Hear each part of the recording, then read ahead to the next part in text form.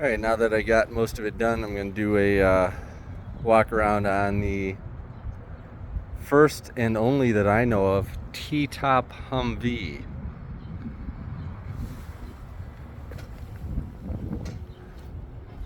So this Humvee has T-tops.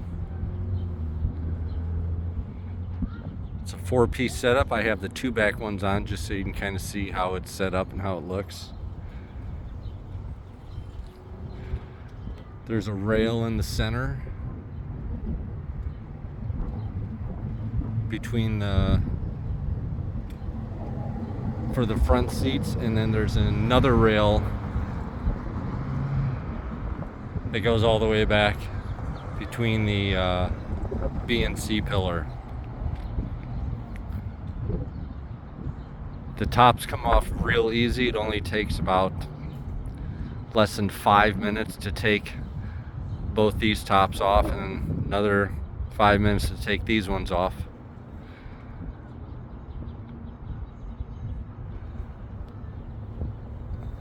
They're made with 1/4-inch aluminum.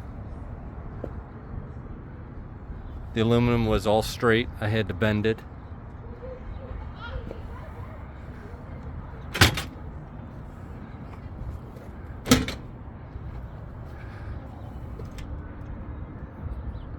What I did is I made new windshield mounts, welded an angle piece up so you don't have any air or water through this area. This is a normal area where you get a lot of air or water flow, depending if you're trying to do any type of custom top. Then I wrapped that around. Then I made this whole section. It comes down here, goes all the way around the back. I made all this. And then this attaches to the C pillar. I made the C pillar. Put all the angles in the C pillar. And if you look inside, you'll see here's the other bracket that mounts between the B and C pillar. This secures the T-tops.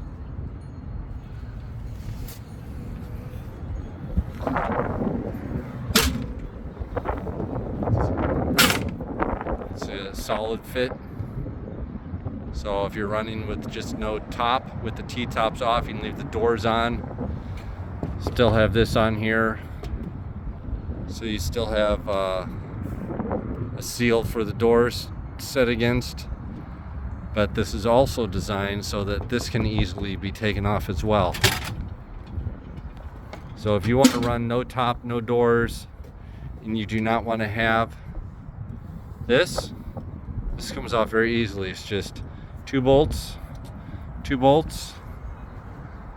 and one's missing right now, 3 bolts in the back, and you can take this entire piece off. It's very simple, and I specifically designed it so that it could be done like that.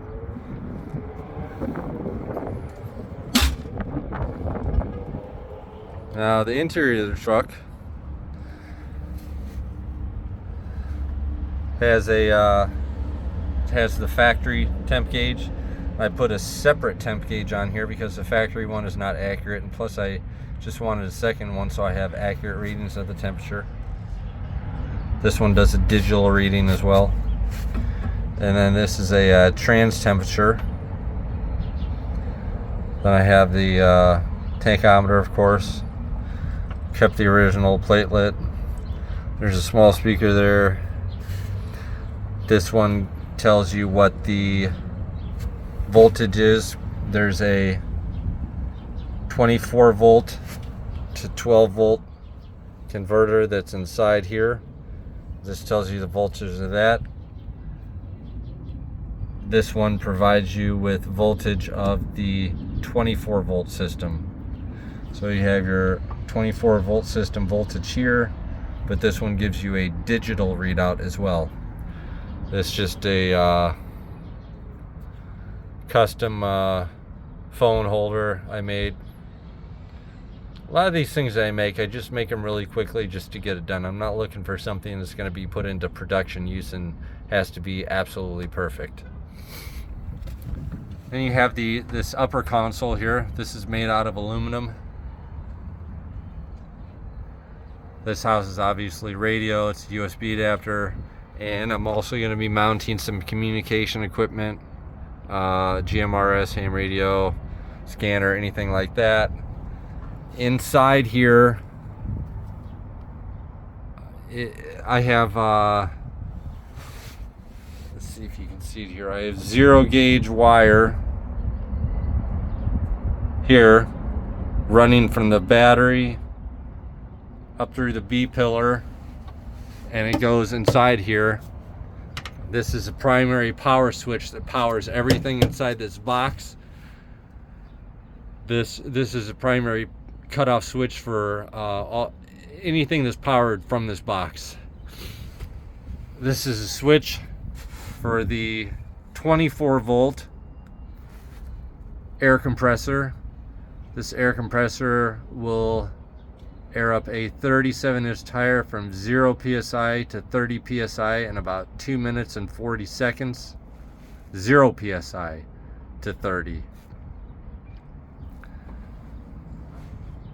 These are the first two switches for the front LED lights. I'm going to put other switches here for the side lights when I put those, and the other side lights here, and then back lights will be here. So it's going to be a circular pattern that's consistent with where the lights are actually mounted on the truck.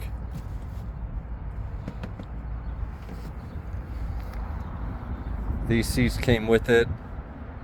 I think they're called starts with an M. Gosh, I can't think of the name now.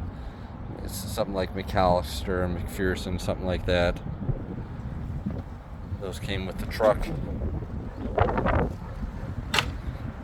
I bought this from somebody afterwards. The deep boarding exhaust has cam C wheels. They're okay, but I would really prefer double beadlock wheels. Put new rubber hose on the chains so they don't make as much noise. Just has a small 2-gallon compressor for right now, which works fine. The air compressor fills a lot faster than it'll even fill up the tires. The air will not go into the tires as fast as what the compressor will build up air.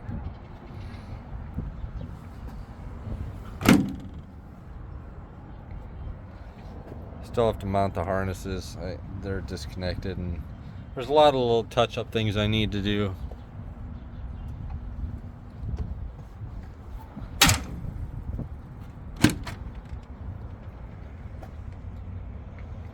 There's a USB charging point for a passenger.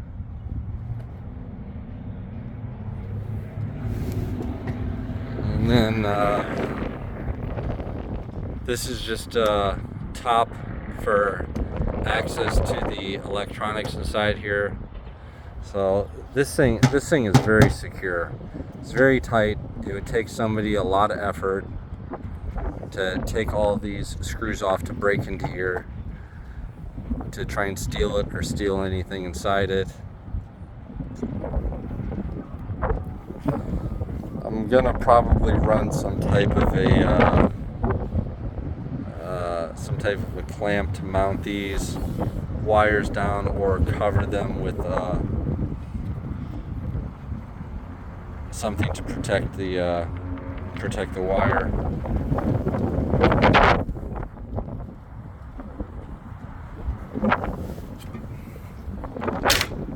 This truck also has custom-made rock sliders.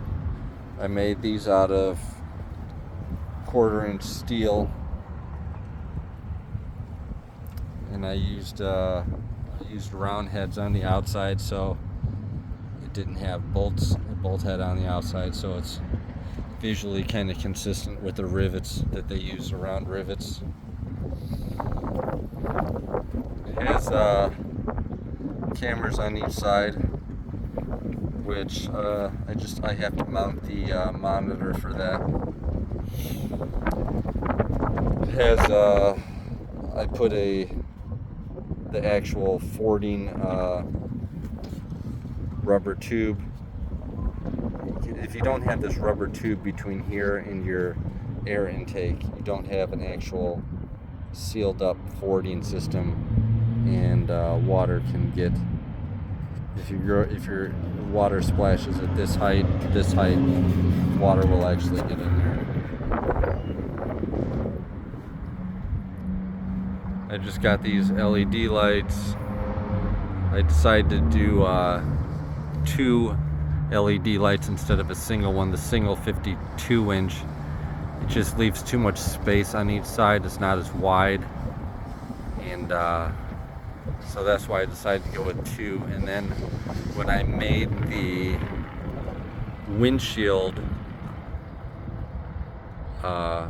frame here, I welded on some mounts for the lights specifically, so it's just kind of a flush, and I had to have mounts on there to give the distance between the wiper blade and the LED light. But I wanted this instead of, a lot of people do like a big bar going across, and this was just a cleaner look, I thought. And each light is also run on an independent switch, so I can just do one light at a time or both lights if I want. And then for my side lights, I'm going to be mounting a light that comes out here, one of the square lights. I have that facing this direction, and then I will mount another light back here that's going to face this direction, just floodlights, and I'm going to do that on each side. And then I have not decided where I'm going to mount the back lights yet, but I'm also going to be building a custom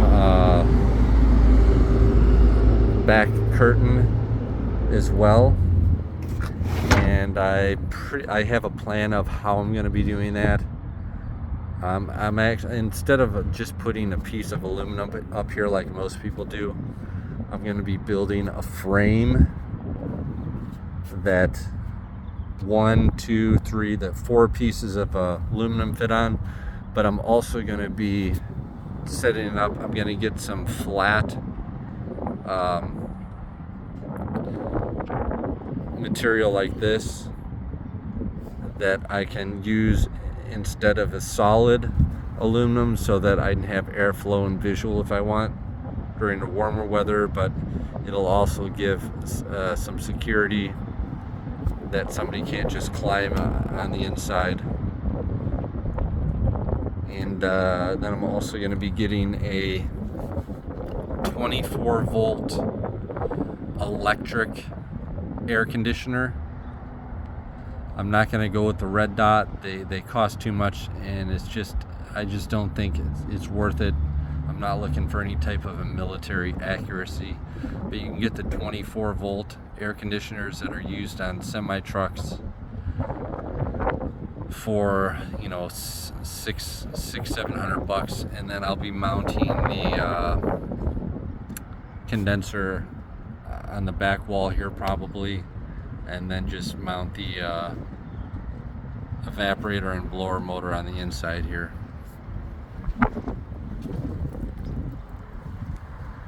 That's where it's at.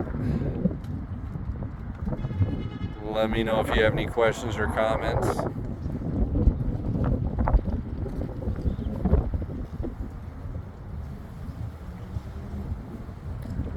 Also, I'm probably going to be running 39s next time I get tires. These are 37s, and I have enough space to run the 39s. There's more than enough space. There's probably a good 5-6 inches here, 5-6 inches, 5-6 inches. So another 2 inches, I'll put it right around here. So it might be kind of close, but I'll just see how it goes.